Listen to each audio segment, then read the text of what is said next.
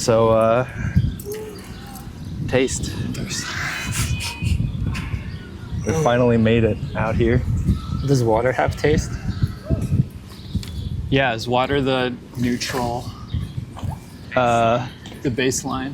I guess it depends on the pH, right? True.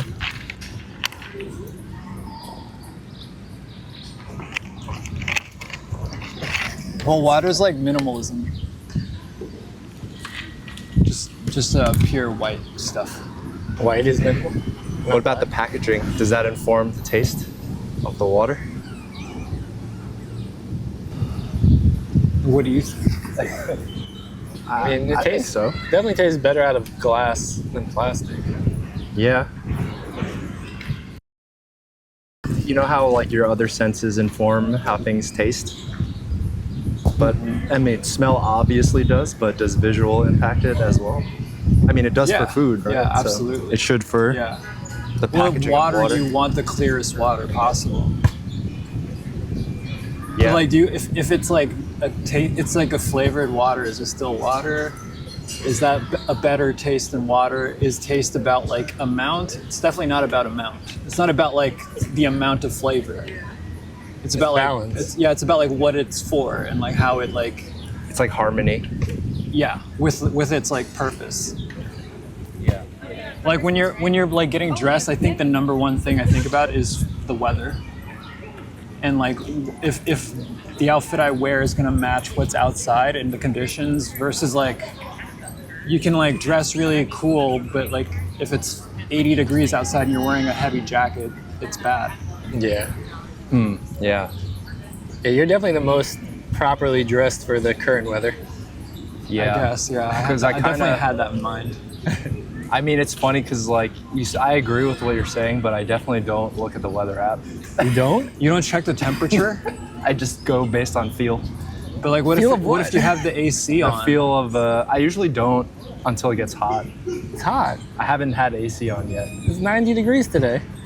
Have you had AC? Have you Yeah, guys had I AC turned it on yesterday. Yeah. Last night. Okay, but it's a recent thing, right? It's not like it's been on for Yeah, like the yeah. past few weeks. Yes. Some days I'll turn it on if I'm sweaty, but not like permanently on. Yeah. I mean, it's not like I never check the app, but I feel like it's not part of my daily routine to be like, oh, what temperature is it before I get dressed? Because, for instance, I don't wear shorts. I don't. Right. So your baseline is like 60-degree weather regardless. Yes, and I feel like I've trained myself to have like a high tolerance of temperature shifts. I wonder Like I can wear the same outfit in a range of 40 degrees. Is that a conscious thing for you? Perhaps. I mean, like you don't wear shorts either. No, I wear shorts, just not like. Really? I can't remember the last time I seen you wear shorts. No, I wear shorts at home all the time, just not in public. But I don't go out anymore, so I feel like I wear shorts a lot. I thought you were anti-shorts gang. You were like, I wear pants no matter how hot it is. Yeah, I mean, for the memes, it's like, oh, you can't wear shorts. Yeah. But you don't mean it. Sometimes I just say stuff. I mean it. I feel like shorts look bad on men. They don't look bad. Crossing the camera. Yeah, I don't know. Am I crazy? I just feel like I think it looks bad on men. Yeah. Yeah, right? Because you're showing skin, and it's bad to show skin if you're a guy, unless you're gay. I can agree with that. It's like I don't know. No, I don't know. I think it's fine. It's just not. There's something about clothing where it drapes you and covers your skin that it feels more considered. If the less you have on, the less it's harder to pull that off because there's less to work with. Yeah. Like it's harder to dress for the summer than it is for the winter. Yeah, that's why I hate the summer. But I prefer the look of a guy with like linen airy pants than shorts. Because it's like a conscious consideration of like material versus like Showing off your body. I couldn't know because for guys it's like not even like they're showing off really. It's just they're like, oh, like It's lazy. it's as well. hot, so It's gotta, associated like, with laziness. like throwing on a pair of shorts. Yeah. Anyway, But like So are those things you take into consideration when you think about taste? It's like how much effort you put in, whether it's suitable for the occasion or environment. What else? Specifically for outfits? No, anything. I mean, I think that applies to anything, though. Yeah, that's why for me personally, I feel like I'm more interested in timeless classics. So like, maybe that's like because I'm for like men, like a suit can be worn, the same suit that you buy today, you could time travel like 250 years back in time and like still have the same effect pretty much, like more give or less a little bit, but that's true. But I feel like there are like, if you dived into like the micro niche of like men who are really into suits, not even like trendy suits or anything like that, there are like phases of time, like periods of time where like there are subtle, like for instance, like the Oxford versus the Derby is like a debated thing, and it depends on like the time period, it depends on the context of like where, like if it's a wedding, if it's like a formal like work party, things like that. Here's a question: how timeless is it if you strip away the time period, the context? Can you judge something just on its own, like without? Like when I look at a painting, I don't think about like the time period or like what. Like I just kind of think about like how I feel about it. That's true. I mean, in a lot of ways, I like, maybe this is a hot take, but I feel like there's no such thing as a timeless piece of art or design. Well, that's the opposite of true then, of what we were just saying. Yeah. Well, I'm kind of like, the more I think about it, the more I feel like we think things are timeless, but there are actually like they have different meaning. Even a timeless object has different meaning based on the time. Yeah. Well, do you have an example? Like I think the suit is an example. But it has the same meaning. There's just like micro nuances. Like for example, an umbrella. I think that design hasn't changed since it was invented. Like maybe material changed, durability, but it's still open. Closed. Some of them have like the two-tier like. Yeah, and if They don't stick around. Yeah, but though. I see people. Those are like trendy things that just don't have the timeless quality Sean's talking about. So maybe it is a micro versus macro thing, where it's like the idea of an umbrella doesn't change, but I do feel like if you walked into a deli and bought an umbrella 100 years ago, it would definitely be a different umbrella than the one you buy now. But everything, nothing's exactly the same, but the function and form haven't changed and the intent hasn't changed. That's true. I think we're matters. talking about style with taste, right? Like, is there taste in like actual objects or just the style of it? Like how it's presented? Yeah, like how it's formed. Because what Sean's talking about is like umbrellas haven't been different tools. They're still umbrellas, but what you're saying is like the way it's like the color, the form factor, the whatever, all that stuff is changing. That's true, because it's like, are all umbrellas, because they have the same function, equally good? Or are some umbrellas better than others, and then what are the qualifiers for that? Yeah, to me I see it like umbrella is to suit, and then there's like the double tier umbrella, which is like the funny suit that like people wear for a couple of years and then goes out of style. Funny suit? You know, like a fluffy thing or like a something extra. And like the suits didn't necessarily start out like the Italian like cut style, but it resolved and then sustained that. Yeah, if that makes sense. Yeah. It became timeless.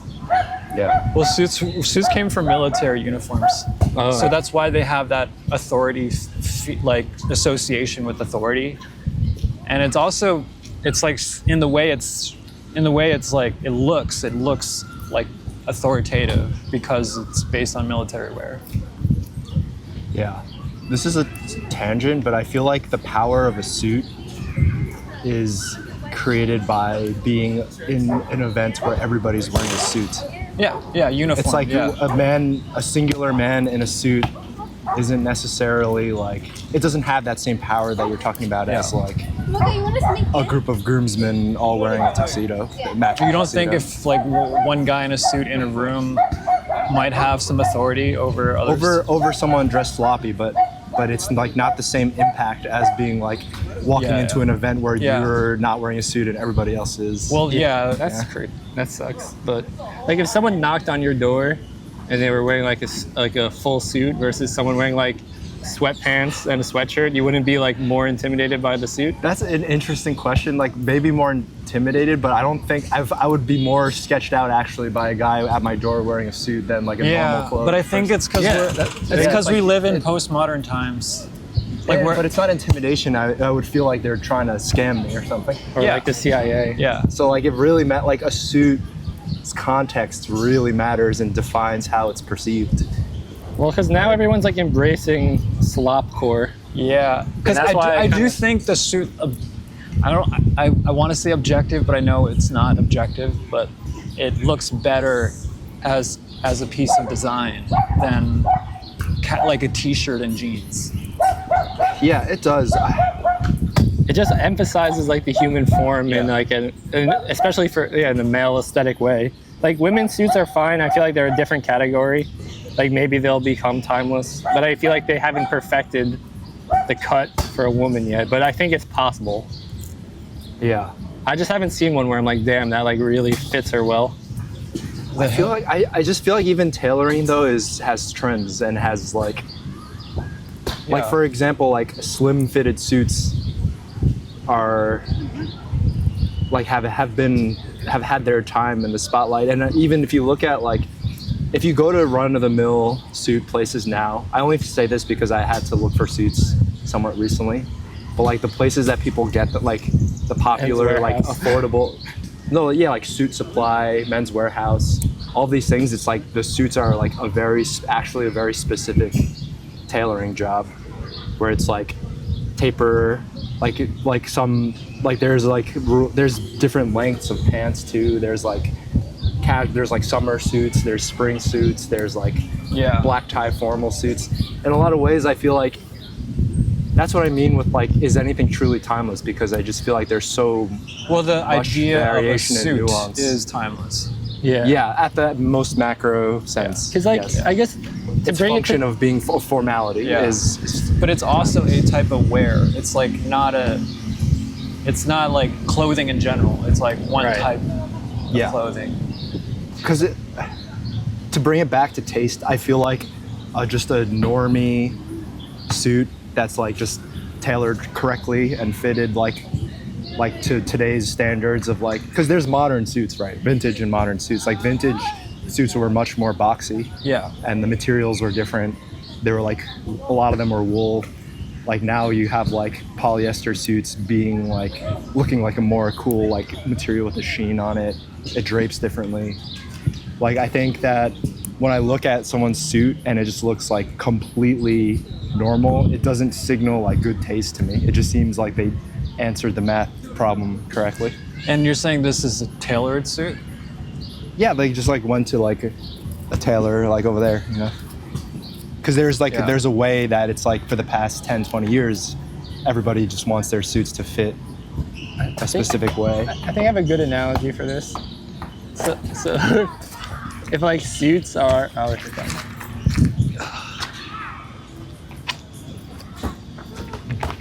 so if like I would say suits are to the human body as like Helvetica is to the English language, and there are like cheap Helvetica variants that look bad, but then there's like nice variants that like kind of like go with the times but look good, but like they maybe don't age as well as Helvetica, which will always be like a standard. That's a great analogy. Yeah, I like that analogy. But the thing is, I think most suits that you would see, like if you go to any wedding of like, let's say someone who's like not a creative or something, like and all of their friends are just like regular people. Regular people. Yeah. Like they're not like, normies. Their suits are like Ariel, and they're functional, they're correct. Nothing wrong they have with they have good value, you know? Yeah. Nothing wrong with Ariel. Yeah. It looks fine, but I would It's just like if someone used Ariel, is that a tasteful decision? Because bringing it back to this topic of like What I is think taste? it's tasteful if you don't pretend that you know better. Yeah. Like if someone is not a designer and they need to just like type up a resume, like I would respect their choice in using Arial over like a fancy font that they think is cool. Well, is that tasteful or is it just humble? It's It's like tasteful. respectable. No, I think that's tasteful because it's suited to who they are. Like I think taste is like it's doing the exact thing that you're able to do without like trying harder. But then there's no such thing as bad taste because everyone would just be functioning in the way that I think it's bad when they you are try. meant to. Yeah, When you try. like if you chose like a trendy font that like looked ridiculous and you're like trying really hard to make it look cool and it just looks worse than if you just picked Arial, is bad taste. That is true. Like it's the worst thing to do to try and fail. Yeah, yeah. I mean, yeah, I agree with that. But like, so would you say people like could improve their taste through education, or is it something that you're just I inherently think so. I think I definitely did. Like when I think about high school days, I look back and like, what is this shit that I used to wear, and like, why did I decorate my room in these posters and all that stuff? So definitely, I don't think anyone's born with like, you know, pristine. I don't know, but is that not like what you're saying? Like that is what the essence of being a teenage. Like I could view taste in many different ways, and I feel like the way you presented it just now resonates with me. Where I'm like, okay, if the person is making a respectable decision of choosing Arial because that best represents them as a person, Yeah. and it's not trying beyond their means, and in the same way, like your room when you were a teenager is exactly that. But I guess It's not like if it's bad taste in comparison to like a fancy apartment, right? Sure. Yeah. But at that time, I guess you're right in some ways. I guess the only thing I would contradict is like I was probably trying. Like I was probably trying to be cool, you know, and like scribbling graffiti on my t-shirts or like it's cool. you know, though. printing out like punk posters and taping that- them up. that's soul to me though. That's like that is what contributed to you Because experimenting to try to figure out who you are, which I feel like is a valid not just valid, it's like an undertaking that like everybody should go through. Yeah. Because if you don't have that phase, can you have good taste? yeah, I think it's a limit, but it's a ladder, right? Like you get better at it. It's a cocoon phase Yeah. before you become a butterfly with good taste. But I just wonder if like as we get older, our tastes just get more like quote unquote refined Sure. and expensive, but in reality is that better? No, Better as how? Like what's better? Like higher level of better taste. taste. Like more developed? Yeah, it's Is it though? it's factually more developed. Like you were just saying, like over time you just refine. But I don't think there's like an actual way to measure what's better. It's just how much it's progressed and evolved. Yeah. I mean, I see what you're saying. I just feel like it kind of goes back to my thought of like context being like so important. Like, Yeah. I just think that a teenager's room shouldn't look like if I went into a teenager's room and it looked like they had the good taste of like a 30-year-old, I would be like, this feels so wrong. But what if they're just a really mature teen? What if they like went through some hard times and like And they had like George Nelson lamp in their room, like If they have like Yeah. geriatric rich parents, Yeah. I feel like that kind of makes sense. like I mean, it's possible. I'm just saying it would feel off. I'd be like, this person is deprived of like the experience of like being a teenager. they could just have developed really quickly.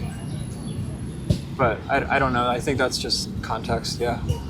Like, what do you think about that YouTuber who reviews food in the suit? Oh, report of the week. Yeah, Yeah, he's Oh, great. he's good. Yeah, he's good. and I He's- feel like if he he didn't feels like wear an alien. if he didn't wear a suit, I feel like he would be like 10 times worse. It's because he looks so weird, but the suit balances that out. Yeah, for him it's like so necessary, which is like funny to me.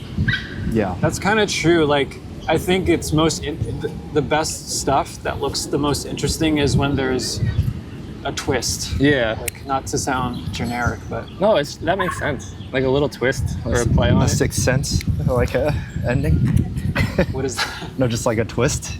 He was dead all along. Not a plot twist, like a Yeah, that's like the equivalent like of a plot twist. like to an me. offset to like something. Yeah.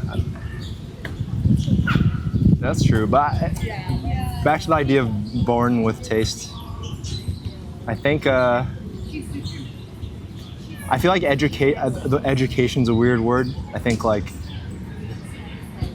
is it education or is it just exposure? Because I feel like that's been the biggest thing for me personally, is just like having a great, the more I understand about everything, the more that I understand about all the possibilities of something, the more nuanced understanding I have of what I'm evaluating, which informs my opinion on like how to judge something being good or bad. But you do have to actively engage in exercises. Like, if you're just passively exposing yourself, like tons of people live to the age of 80 and probably like never develop any taste because they're not paying attention or they're not doing anything that like. But is it taught? Challenges Like, are you saying that you need to be in? No, you don't need like. Scenario where like somebody is like telling you what's good and bad. It helps. I mean, it's the same as any kind of education. Like some people are self-taught, but they do have to like actively engage in the activity that they're learning. And it helps if you have a teacher, of course, but not always. Yeah, I feel like it's bad when you try to copy your teacher or like try to copy other people's taste. Yeah. I think it's part of learning, but like what you were saying, Kevin, about exposure, I think it's like finding the thing that genuinely resonates with you personally. Yeah. So I think it's not something that can necessarily be taught, but because you can emulate good taste and not actually have it. I agree. It's true. I feel like the idea of teaching is weird because it's like the difference between a self-taught designer where they're like exposed to a lot of like Pinterest mood board Like design, Will Patterson. versus like someone who goes to design school. I do question like is it just that like at design school you are shown things, you're exposed to things in the correct order, or you're exposed to things in like a level of priority and like more nuance? Is that the main difference? Is it about being taught or is it about what you see? It's both. I think it's both. I think I would imagine it's like not it, because if you're taught, is that yours? If you're Well, taught by something, teaching, it's how yours. do you mean? Because like design teachers aren't like giving you facts and telling you to memorize, but it's, Well, like, you it's like bringing in- facilitating like assignments and making you exercise your muscles. Yeah, but when you bring in something and they're like, "This is bad," I'm giving you a C. Oh, That's like it contributes to your mental scope I think of so, like what yeah. is supposed to be good. yeah. I mean, isn't that true for us too? Like, would you have had the same exact taste that you have now if you hadn't worked at like Carlson Wilker, for example? Maybe, I don't know, maybe not, but I feel like I was drawn to that for like that thinking without needing the feedback necessarily. Like, I don't know how I'm trying to articulate it. Like to be frank, like I think my tastes develop as I talk about these things with you guys. Like when we're discussing things like this, it's like makes me think in a different way. Yeah, me too. I feel like there was a lot of these conversations in college. It's almost like the taste is an extension of like the thought process more so than like a design technique. Yeah. Like, how do you feel when you have to? I mean, I'm sure we all designers have to do this, but like make something that you think is bad, and like you have to, like, do you like try to make it as good as possible, or do you like kind of just go fuck it? I'm gonna just do it. That's the thing. It's like who's to say? Yeah. Like there's no like right answer, but I think in a way the right answer is like what ends up being the result that happens. That goes through, and because it means that was the thing that was the thing that was meant to be. You know what I mean? Yeah. But like, how hard would you argue if you like knew there was no consequence to like your vision, even if you don't feel the authority, like you're just a designer? But like, would you? As long as it's service, I feel like it's never just my decision. But if it is just my decision, I would think about that more like an art project. Yeah. I think that's where you can do whatever you want, I guess.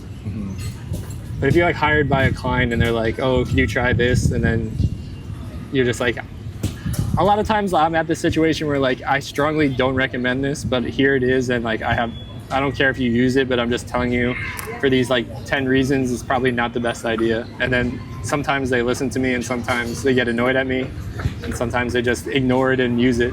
So it's like, I don't know like how much more you're supposed to do or if there's like a right balance to that, but. Yeah. I mean, personally, I feel like there's like a threshold for me where if I'm forced to compromise past a certain extent, I literally don't give a fuck anymore. Yeah. And I'll make it as ugly as as they want it to be. I just literally could care less. Like once I fail to see its potential to be good, then I'm over it. Yeah. And I still am going to be I'm going to follow through with the contract.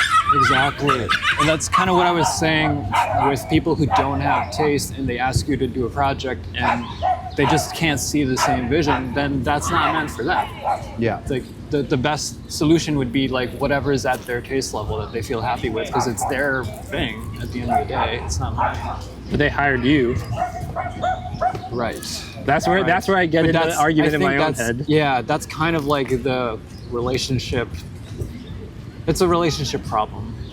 Yeah. Like how much of it is actually yours versus the client's, and that's just the dynamic of your relationship. Because like if I was a CEO and I hired a designer and I like told them all my stupid ideas and they thought it was bad and they still did it, I would be pretty like upset with like hiring them. Like I would be like, oh, they didn't do their job because they like didn't keep me in check, because their job is to make it look good. Obviously that's not my expertise as a CEO. Yeah, but you are thinking of like if you were CEO and you like had fluent taste in design. yeah, exactly. Because like most CEOs, they are hiring designers. They're shopping by like what will get them the product at the cheapest price. Yeah. A product. They look at the portfolio and they're like, oh, like, some of this could work. Yeah, exactly. And then they ask you for a quote. Yeah. Or sometimes they already have an idea of what it should be, and they just want you to execute. They just don't have the hands to do it. Yeah. Which is why we're working wage labor. That's the worst, when they just like want you to do it. They have the idea in their head and they're like, just make this, and they describe it in detail. Well, hopefully AI like takes that out of the pipeline. Yeah. But even then, I think even if you do have some creative control, it's like it always still feels like that for me. Even if I have a say in like how it should look, at the end of the day, I don't like get to make the call. Mm-hmm. So I still feel like I'm renting out my eyes and my hands. You know what I mean? Like, and my brain. Yeah. Yeah. So yeah, no autonomy. Yeah.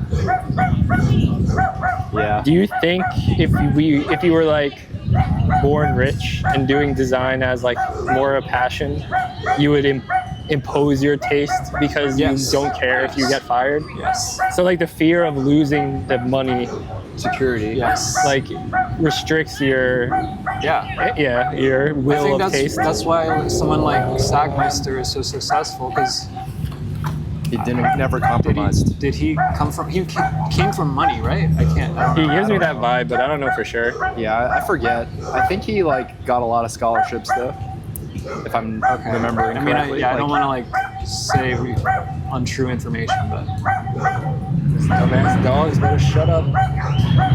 Yeah, I feel like if I had all the say in the world, I wouldn't be like I still wouldn't act like God over the project. Like, I still think successful design is like a dance between you and the client, and I feel like if you're too gun-ho with your own ideas and you're too precious, that's never good, actually. Yeah. Oh, there's like a caterpillar in your hair. Okay, it's gone. But Like what? I think I unless just it was don't my like own design. project. Yeah, me I too. think I just don't like dancing with clients. It's not easy, but it's like, I feel like that takes the most out of me, where I'm Yeah. like, okay, I'm gonna have this Yeah. conversation now, Yeah. and like no one's gonna be happy, not even me, but it might make the work 2% better if I like explain this to them, and it's like drains me. But then sometimes I just can't help myself but do that. I feel like a conversation we always have is just like, is it worth it to open the can of worms? It's like, and so often the answer is no. Yeah. But there are times where we try and like, I don't know, I feel like the success rate is like 50-50 or something. Like, I don't know. Yeah, I mean, you're on the purple brand who must not be named, but you see how I deal with that situation where I'm like, All right, whatever. I don't think this is a good idea, and this is like the 10th time I'm saying that. I just need to say it again because it's my job to tell you that. But that being said, I'm still fine doing it. Yeah. And they're just like, okay, and then it causes things to take longer. It causes more rounds. It causes more difficulties. But I don't feel bad because at least I said something. Yeah. I would feel bad if I didn't say anything, Yeah. and I just did it. I don't know. I feel like I would be motivated to make a case the most if I'm like, this is actually so close to being good, and I really Yeah. feel like if you compromise on this one thing, it'll make all the difference. Like that's where I'm most inclined to say something. Otherwise, like if you hit a point of no return, I will just give you something bad, and that's your problem, and I don't want to put my name on it. Yeah. Yeah. But so that being said, like, what type of people do you think have the worst taste? Like, People who try and they don't have it. If you don't got it, you don't got it. But you you think have to that's- fail. You but you- have to fail. Yeah, I know. To like, I know. the people with the best taste are the ones who like have a pure, like if we bring it back to clothing style, yeah, the people with the best taste are people who like try funky stuff and they look terrible for like a huge period of time. Yeah. And they're like, it's similar to what we were saying with design. It's like everyone starts off with bad design in them, and you just got to get that shit out of your system in order to like have the good stuff hype. left, right? Yeah. And I feel like if you never are vulnerable or put yourself out there and whatever it is, clothes, whatever, it's like you can't say you have good taste because like Yeah, then it's bad just shit is still store-bought. in you. Yeah. You're just following what you like understand to be best for you. I agree. Yeah, I think an aesthetic master is not one who just can like purchase every decision. Because like, would you say it's bad taste if someone like does extreme normie stuff? Like, you know, they listen to Taylor Swift, they shop at, you know, Zara, Urban Outfitters, and then they just do it because they want to be in that group, not because they care about the taste. They just like are. It's almost like a ticket of admission. Yeah, I don't know. I don't think. I mean, it's like effective, It's valid, right? but it's not good taste to me. Well, it's like that they're effectively using taste to get what they want. But is that? I don't know. I don't know if that's not even- taste. I feel like that's separate to me. No, music taste, fashion taste. Like their aesthetics are crafted for like goal oriented versus expression oriented. I think that's fine. It's not good taste, but Yeah, that's what I'm saying. I It's see. It's valid, not good but it's not taste, good but taste. I guess that is like, is that worse than someone who like wears like wants to look like a slob, and that is like their aesthetic is like slobbery? I think it depends on how much. I feel like there's a way to be a slob that's artistic. Yeah, like Rick Rubin or whatever. but he's I not mean- even sloppy. He's like the closest. He just has crazy hair. Or who's that fat guy who does cooking? Maddie Matheson. Yeah, maybe he's like slob. I mean, he's aesthetic. kind of like he just looks Slobcore. like punk. David guy. Chang. He's just. I guess fat. punk is sloppy, good sloppy. Punk. Yeah, Maybe. it's sloppy, but not slob. Like lazy. Oh, I feel think like it lazy. really- I don't think lazy can ever be good. I feel like it really just boils down to like intention and like.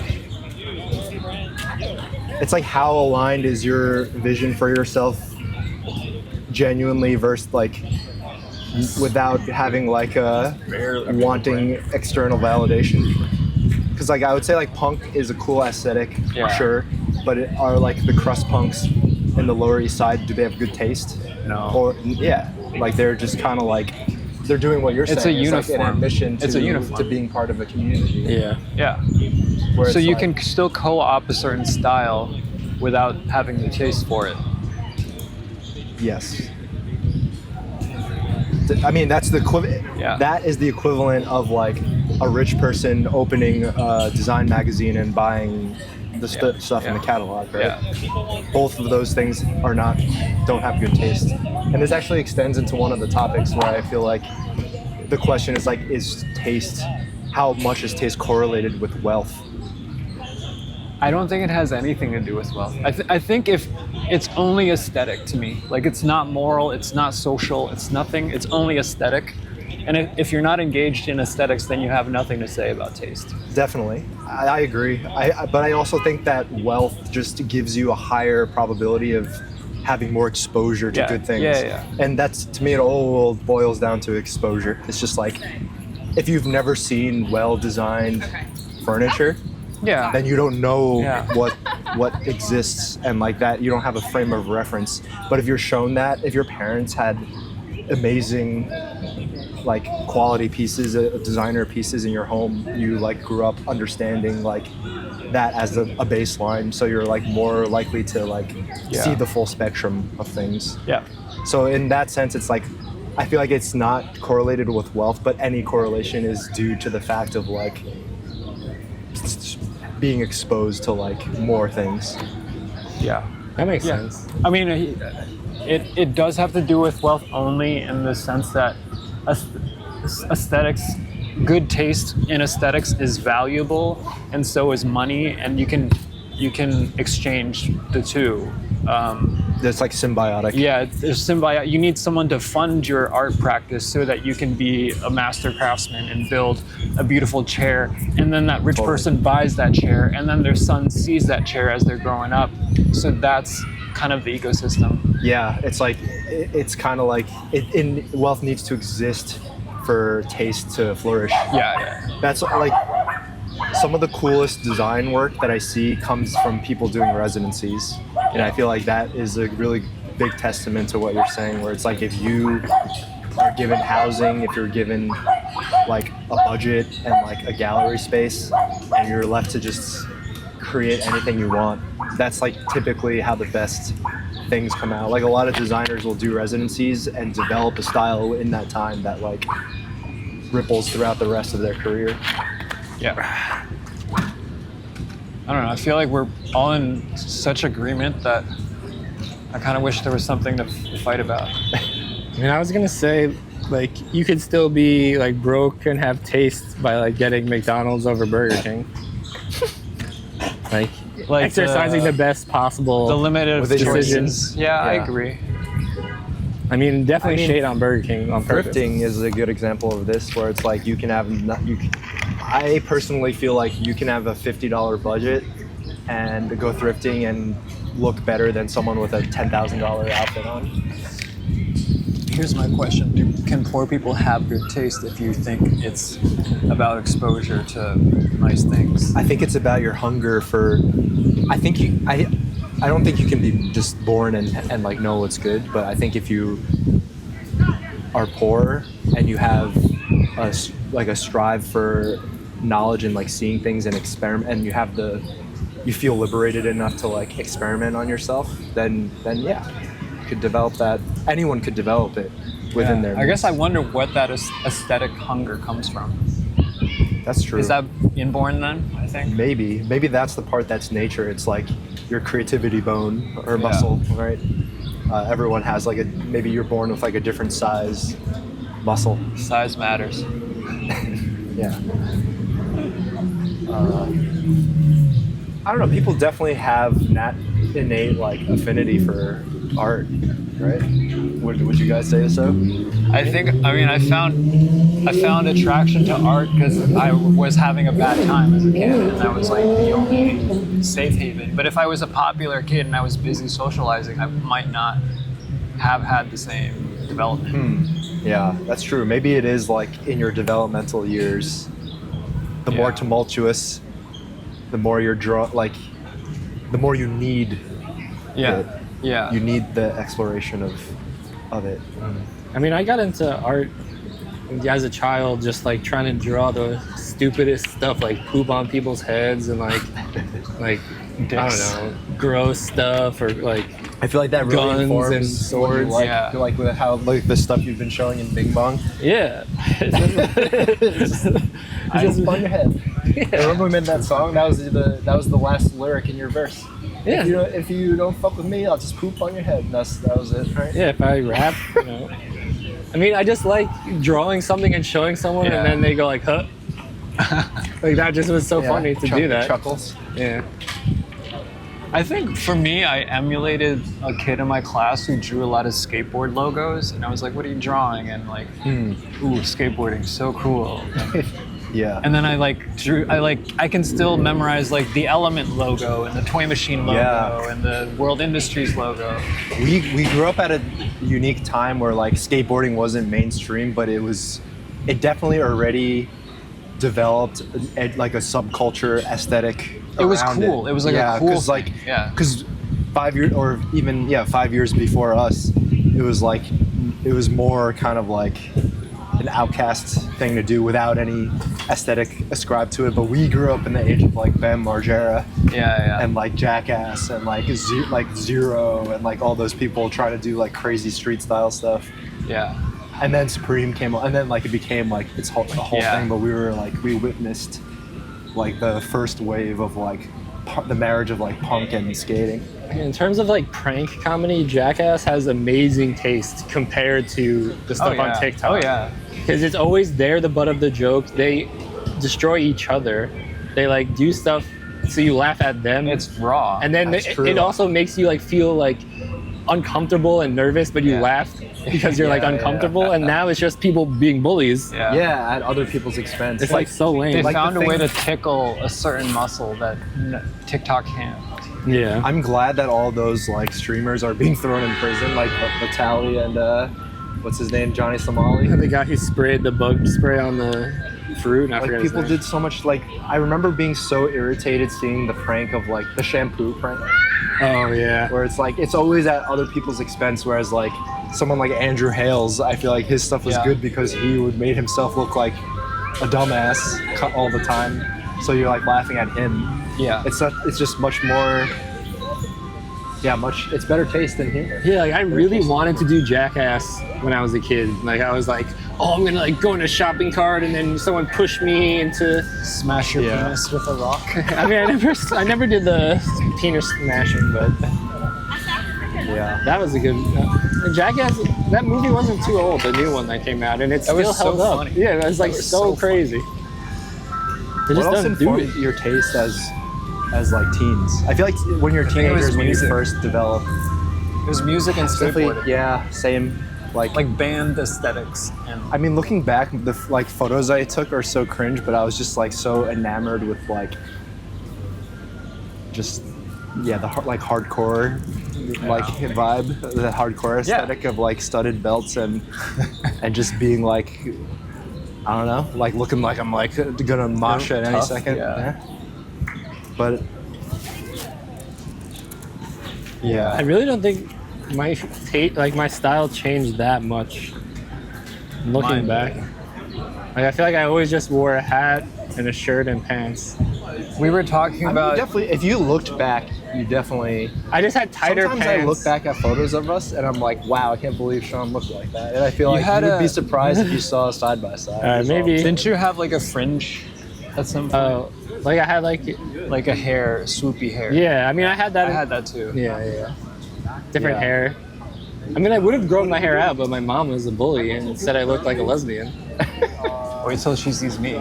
No, if you are a lesbian or like different, you know, not that you're a lesbian, but like you, it's just like she would always say like, oh, I look like I'm in Riverdance when I wore tight jeans. Like my mom bullied me. Yeah. And It I didn't stop you from wearing tight jeans. Yeah, but she like brought me to get my hair cut. That's where she drew the line. She's like, I'm Recently? embarrassed to show you to my family. No, when I was like growing up. You know what? Something that I've like discovered recently is that, or not recently, it became more top of mind is like how judgmental aesthetically my mom is. Yeah, And I think like looking That back, I'm shaped like, you. that makes sense. Yeah. Where it's like she'll make like snap judgment calls on like sizing up a person based on their appearance. yeah. I think that's a Chinese thing. Is it? Yeah.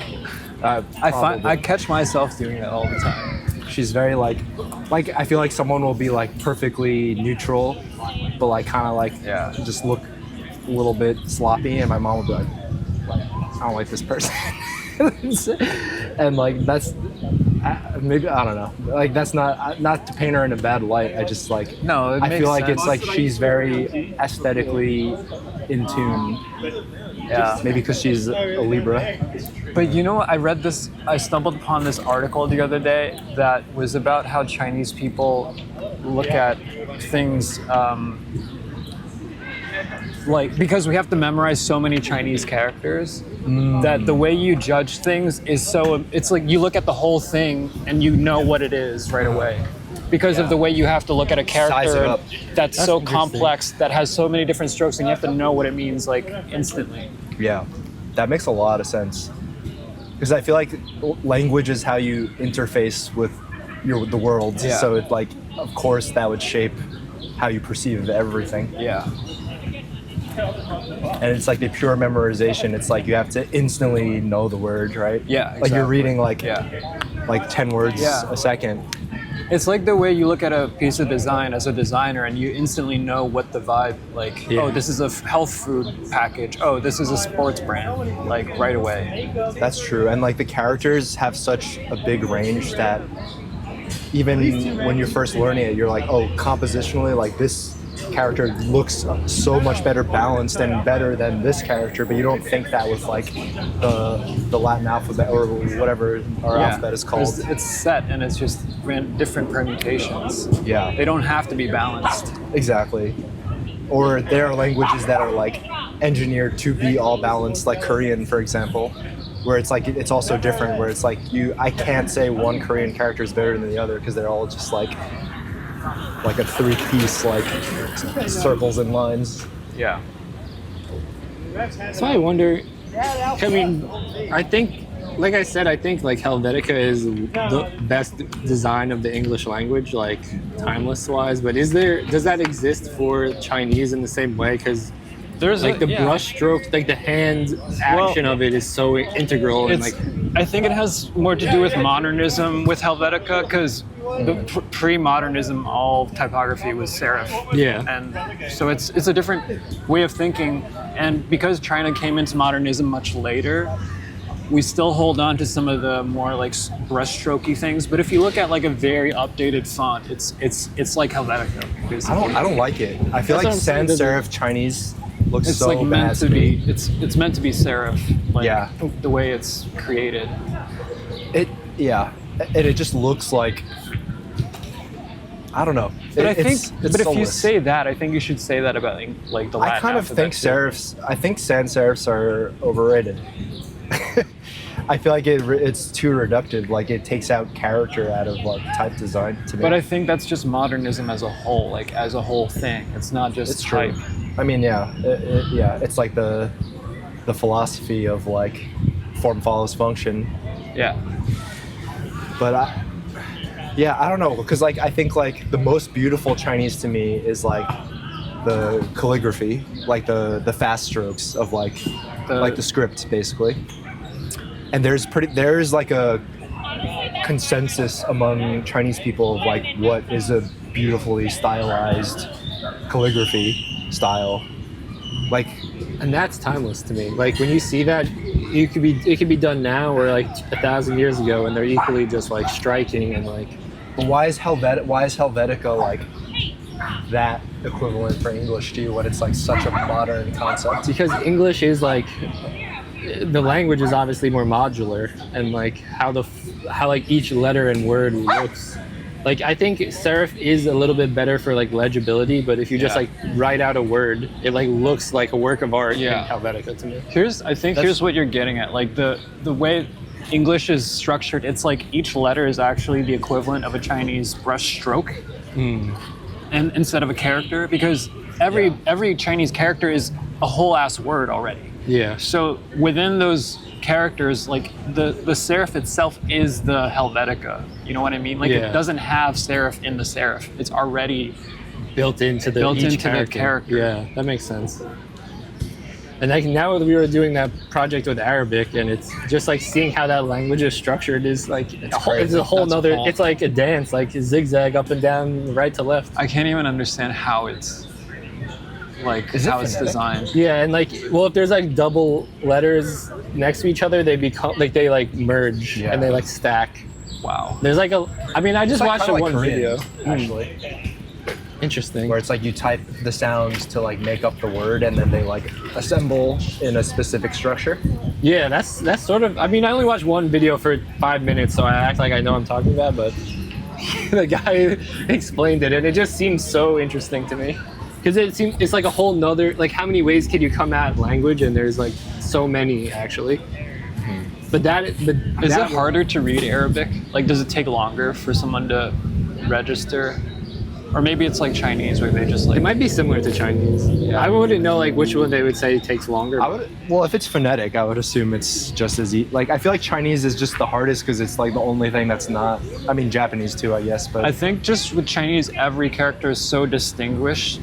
But like with Arabic, it'll all maybe it's because I just can't read it, but it I mean, all yeah, looks definitely. the same. No, and there's like a Like thousand. I can't tell any like, part I of mean, it. it's definitely because you can't read. Really though? But If like, someone can read it, they're not like confused. Otherwise, it'd be like a bad language. I guess is it harder to learn because all the strokes are so Harder to learn, the same. and like a lot of like accents and like how like the punctuation and accents and things are built in. I mean, I don't know that much, so if you know about Arabic, I'm sorry for being so ignorant. Does but- does Netta know? No, Turkish is Oh, it's like different. Turkish like started out similar to Arabic, but when they became their own country out of the Ottoman Empire, the created president their own. basically was like, we're going to be a Latin alphabet Oh, to make them more modern, I guess. that's like Vietnam. They used to write Chinese too, Oh, really? and Koreans and Japanese. and Japanese. Chinese people will say everything started in China. I mean, it seems China's big and big and old. Yeah. Like, there's no other country that really like stayed that big and is old. Like, Yeah. Soviet Union. I mean, Russia looks big, but then you realize like 80% is just Arctic wastelands. No one could cross that border. So it's like doesn't even count. Yeah. Yeah, it's just India's for, pretty it's just like big. for, Same with Canada too. Canada doesn't count, but maybe India is a closer comparison to China because Yeah. and they have more of like a spiritual impact on the world with like Buddhism and then Sikhism. I don't know. yeah. Sikh. Maybe I could smoke. Or Yeah. Yeah. is it gonna? We're deep enough in the video. We're not going to scan this far. Smoking and aesthetics go hand in hand. It's kind of true. I mean, I remember in school when I took photography in elementary school, and I remember our teacher was like, it's a matter of fact, smoke looks really good in black and white photography. Yeah. I saw this TikTok that was like, why do basketball photos look different back in the 70s? And you know how it's so atmospheric and the lighting. It's like is fog so- machine essentially. Well, it's because people were smoking in the stadium. Yeah. So it You looks see the so light good. beams, yeah. I mean, do you feel like you would wager that people who smoke have better taste? Yeah, because they're more stressed and neurotic. Yeah, they value pleasure over lifespan. Yeah. I think so, because it's a hedonistic thing. Yeah. I mean, I guess it's like hard for like based on experience. Like it's not always true. I feel like a lot of people who smoke are the ones who buy their way addicts. into a community. What we were talking about, where it's like I want to be a smoker. Well, that's how I started. That's how everyone starts. Because you want to hang out with the cool kids. Yeah. So is that taste though? It became taste. I don't know. Does it? Yeah. Is Like this. taste just what the cool kids like?